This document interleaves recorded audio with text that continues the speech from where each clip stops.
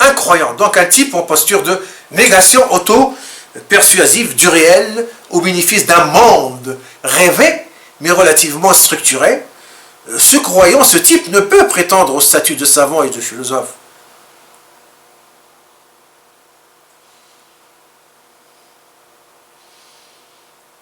Même s'il a écrit 1000 livres et obtenu 10 prix Nobel, surtout les prix Nobel du type décerné par l'Occident.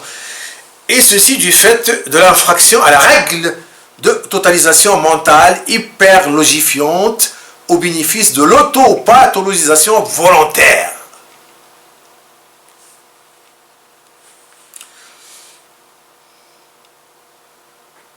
Rappelez de surcroît que la fonction essentielle de la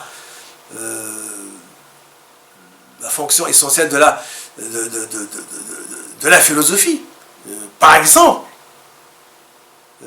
comme science de la vérité par véridication véridication soutenue, cette philosophie s'articule autour de la quête, l'évaluation et la redéfinition par redéfinisation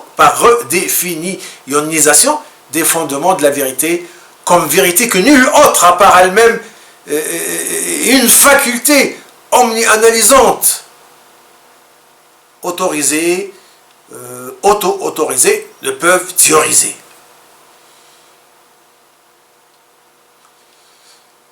Tout en étant une validatrice hyper-sélectiviste de la norme comme norme déjà autonormisante, altère et universalo-normisante, donc opérant selon 3 topiques.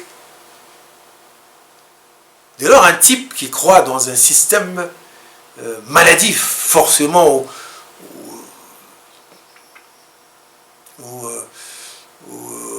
au gré d'une posture idéfixiste fondée sur une forme de suicide des facultés analytiques raisonnantes, ce type est à la fois hors vérité et hors norme, et ne peut par suite honorer cette grille si exigeante et si auto-purifiée et purifiante, et qui stipule que seul le pouvoir d'un cerveau sain, d'après un paramétrage optimalement compétitif et optimalement autonome, de l'autonomie, seul un cerveau comme ça est à même de décider de la fonction réelle d'un phénomène donné.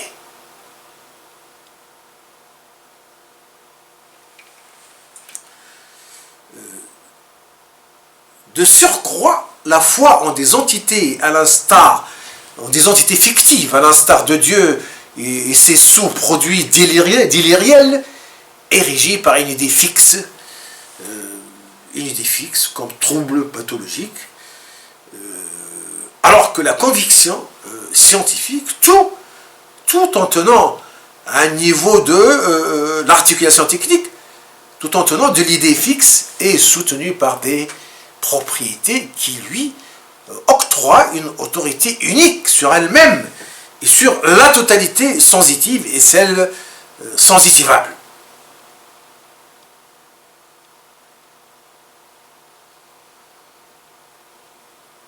Sachant que même l'inexistant est générateur de stimuli sensitifs. Il nous parle, sans nous parler. Il parle à l'organisme, il parle à ce cerveau sans parler. En conclusion, quand le moi autocritique, critique éternel, évoque des trucs à l'instar de la Ligue des savants musulmans, la Ligue des grands savants musulmans, érigée comme supra-autorité scientifique astreinte et paradivinisée, il ne peut que s'esclaffer aux larmes. Il ne peut qu'en rigoler.